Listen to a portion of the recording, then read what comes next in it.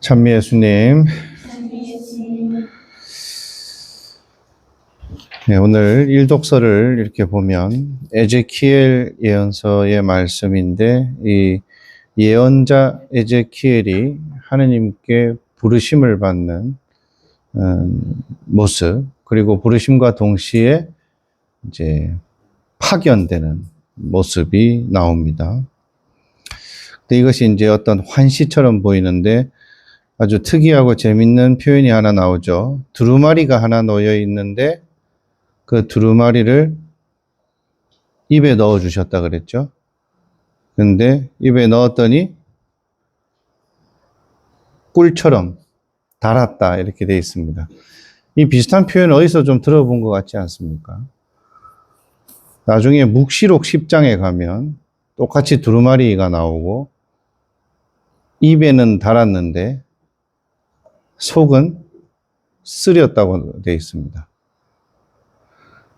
이제 의미는 아주 통합니다만 뭐 상황이 좀 다르기 때문에 조금 다른 뜻으로 쓰였을 수도 있지만 어쨌든 이 두루마리가 상징하는 것은 거기에 이제 뭔가 앞뒤로 빽빽히 쓰여져 있다고 했고 그것을 이제 받아 먹는 것, 그래서 그것이 아주 달게 느껴졌다라는 것은 이 예언자로 부르시는 하느님의 부르심과 그것에 응답하는 이제 응답자로서의 에제키엘이 이제 서로 잘 맞았다라는 뜻으로 볼 수도 있고, 또 직관적으로 보면 이제 두루마리에 이제 글이 쓰여져 있으니까 어떤 이제 말씀 이런 걸로 해석할 수가 있죠. 그럼 이제 말씀이 상징하는 것은 이제 하느님의 뜻이겠죠. 그래서 그 하느님의 뜻이 무엇인지 깨달았을 때의 그 기쁨, 이런 것들을 상징하는 것이 달다라는 표현입니다. 근데 여기까지가 예언자로 부르심을 받은 에제키엘의 이제 소명이라고 합니다. 그래서 소명 그러면 이제 부를 소자에 이제 목숨 명자를 써서 영어로는 calling이라고 그러죠. 그러니까 우리가 성소라고 부르는 거랑 이제 같은 뜻입니다. 그런데 받아 먹었을 때 달았던 그 말씀을 가서 전하라고 하죠. 그죠? 전하는 것은 보내지는 것이죠. 그래서 보내지는 것을 뭐라고 하느냐? 사명이라고 합니다. 사명의 사자는 심부름 사자입니다. 명자는 똑같이 이제 목숨 명자죠.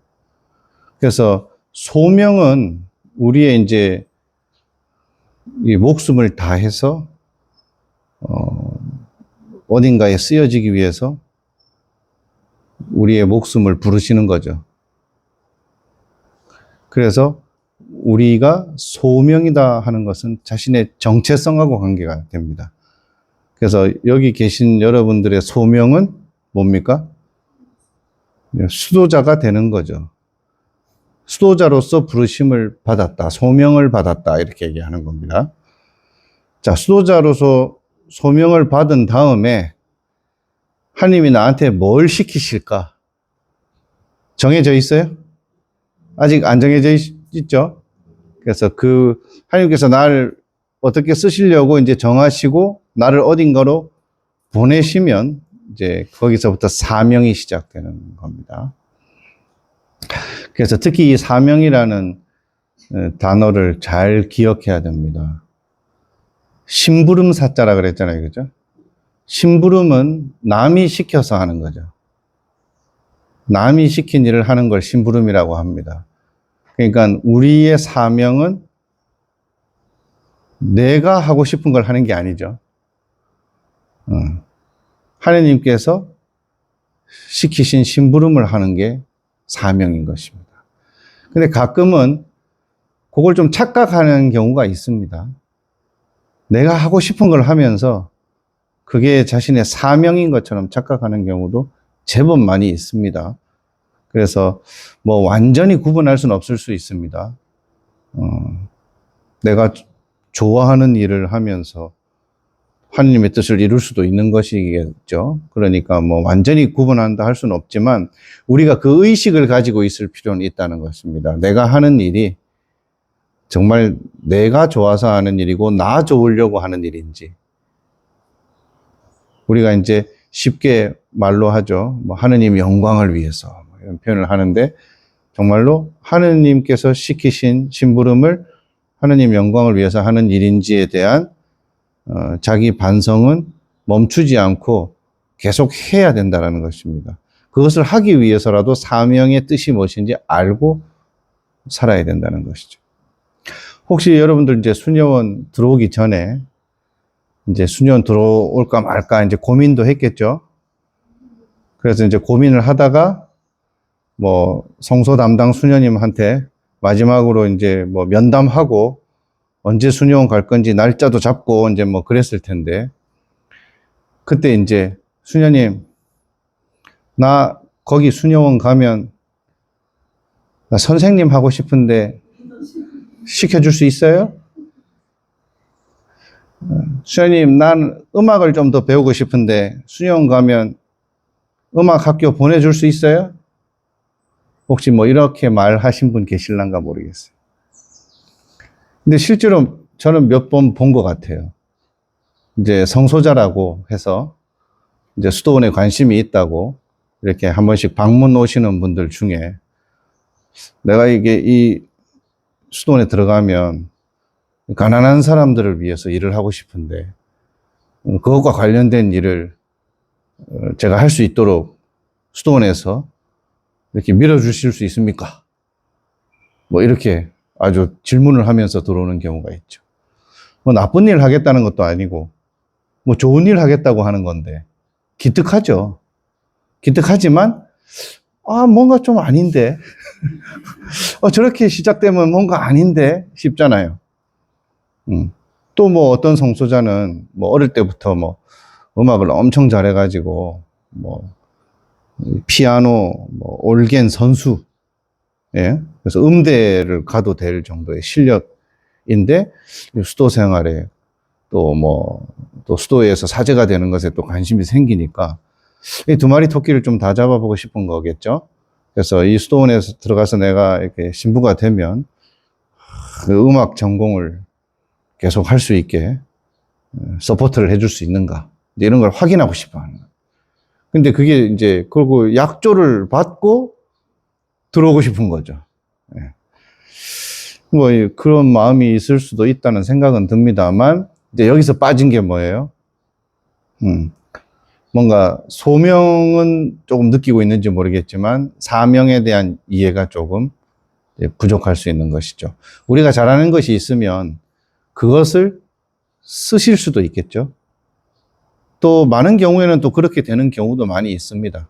우리가 가지고 있는 어떤 현세적인 재능 이런 것들이 수도에 와서도 꽃을 피울 수 있게끔 길이 열릴 때도 있습니다만 그것을 시작 단계에서 보장해 달라고 이제 이렇게 나오면 이제 벌써 내가 수도자가 되거나 사제가 되는 것에 대한 정체성에 대한 인식에 뭔가 조금 부족함이 있다 이렇게 볼 수가 있는 것이죠. 그래서 성소자로 있는 단계, 성소 모임을 하면서 이제 수녀원이나 수도원에 이제 입회를 준비하는 단계에서 그런 것들에 대한 개념을 분명하게 심어줘야 됩니다.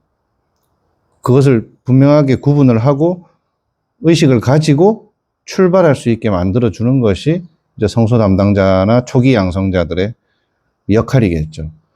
그런데 우리는 가끔 유혹을 받습니다. 어떤 유혹을 받느냐? 성소자가 워낙 없다 보니까 그래 시켜줄게. 일단 약속 질러놓고 받아서 여기서 가르치면서 바꿔야지.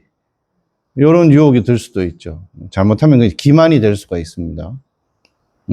나는 약속을 받고 들어왔다고 철석같이 믿고 들어온 뭐 그 친구가 뭐 어떤 성소자가 철이 없어서 그런 생각을 가지고 있다 하더라도 그 철없음을 이렇게 그냥 무시해서는 안 되죠. 그렇게 해서 기만해서는 안 되는 것입니다. 성소자가 없다 보니까, 실무자들은 그런 좀 유혹을 받을 수도 있습니다. 대수롭지 않게 생각을 하고, 마치 이제, 막 두리뭉실하게, 수도자가 되면 뭐 세상 사람들보다 훨씬 더 자유롭게 많은 것들을 할 수 있고, 많은 것에 열려 있는 것처럼 막 이렇게 얘기하죠. 틀린 말은 아닌 것 같은데, 뭔가, 이렇게 선명하지가 않은, 그렇게 해서는 안 되는 것입니다. 분명하게 수도 생활이 무엇인지, 그리고 수도자가 되기 위해서 들어왔을 때 어떤 단계를 거쳐서 어떤 교육 과정을 거쳐서 수도자의 정체성을 확립해 나가는 것인지에 대한 기본적인 그런 어떤 그 과정, 프로세스를 잘 소개해주고 본인이 정말 자신의 자유를 온전히 하느님한테 봉헌하고자 하는 그 결심을 가지고 시작할 수 있게, 탄탄하게 시작할 수 있게 최선의 노력을 해줘야 되는 것입니다. 뭔가 이렇게 불투명하게 흐리멍텅하게 시작을 하게 만들어서는 안 되는 것이죠. 많은 경우에 이제 그런 부분이 좀 부족해서 소명의식이나 사명의식에 혼란을 겪으면서 시간이 이렇게 흘러가다 보니까 그런 것들이 정립이 안 돼 있는데, 내일 모레 종신서원이네. 그런 것들이 정립이 안 돼 있는데 좀 있으면 서품 받네. 이렇게 되는 경우도 있습니다. 뭐 어떤 경우에는 부모님이 너무 원해서, 사제가 되기를 너무 원해서 자신의 뜻이 아닌데 부모님의 뜻이 너무 강해서 이제 시작을 했다가 이제 그런 부분에 있어서 정립이 안 되고 사는 경우도 생길 수 있겠죠. 수도자들도 마찬가지입니다. 이 에제키엘 예언서의 소명과 사명이 동시에 나오는 오늘의 이 말씀을 보면서 또 한 가지 생각해 볼 것은, 어떤 수도자들은 소명까지만 생각을 하려고 하는 경우도 있습니다. 수도자로서 부르심을 받고 와서 수도자로서의 정체성을 내가 이렇게 흡수하는 것까지 아주 달콤하죠. 그것을 아주 달게, 그러니까 두루마리가 입에 들어왔을 때 단맛이 났는데 딱 거기까지만 하려고 하는 그런 유혹을 또 받을 수가 있습니다. 그래서 나는 수녀원 들어가서 이렇게 기도 생활만 했으면 좋겠다, 이렇게 생각을 하고 올 수도 있죠. 근데 실제로는 공동체를 안에서 뭔가 맡아서 보내져야 됩니다. 어딘가로 보내지기도 하고, 누군가는 맡아서 해야 될 일을 내가 맡을 수도 있는 거죠. 근데 막상 들어와 보니까 막 해야 될 것도 많고 가기 싫은데 막 가라 그러고, 어떤 사람은 난 죽어도 비행기 타고 나오기 싫은데 자꾸 해외에 나가라 그러고, 이런저런 복잡한 일들을 시키니까, 나는 수녀원에 들어오면 이렇게 주는 맘 먹고 기도하고 자고 그렇게 살면 될 줄 알았는데 뭐 이렇게 해야 될 일이 많냐, 이제 이렇게 되는 것이죠. 그래서 하나님께서 우리를 어떻게 쓰실지는 딱 정해져 있지는 않습니다만, 그것을 이렇게 발견하고 깨달아야 되는 것이죠.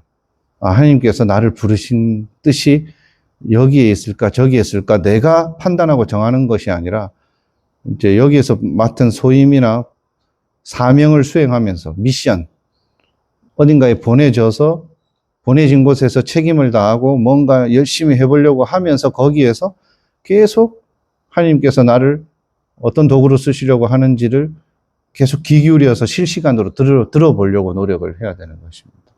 그래서 자기가 정해놓고 이렇게 이미 자기 자신을 막 확장시켜 놓고 이렇게 오면 안 되는 것이죠. 복음에 보면 누가 큰 사람이냐 질문을 했는데 예수님께서 하신 답은 큰 사람이냐 하는 질문에 대해서 오히려 어린아이 이야기를 하시고 길 잃은 한 마리의 어린 양 이야기를 하시잖아요. 그러니까 하느님의 뜻을 알아듣기 위해서는 자신을 크게 확장시키는 것보다 오히려 자신을 축소시켜 놔야 되는 것입니다. 아까 제가 말한 것처럼 수도원, 수녀원 들어오기 전부터 내가 하고 싶은 게 이미 계획이 쫙 서 있는 사람은 뭔가 자신을 크게 만들어 놓은 사람이죠. 확장시켜 놓은 거예요. 그래서 하나님의 뜻을 먼저 듣기 위해서 우리는 어린아이처럼 돼야 되고, 99마리의 양보다 한 마리의 양을 볼 줄 아는 이렇게 축소되어 있는 영적으로 가난한 그런 상태가 될 필요가 있다는 것입니다. 여러분들의 소명과 또 앞으로 해 나가야 될 사명도 출발점을 거기에서 만들어야 됩니다.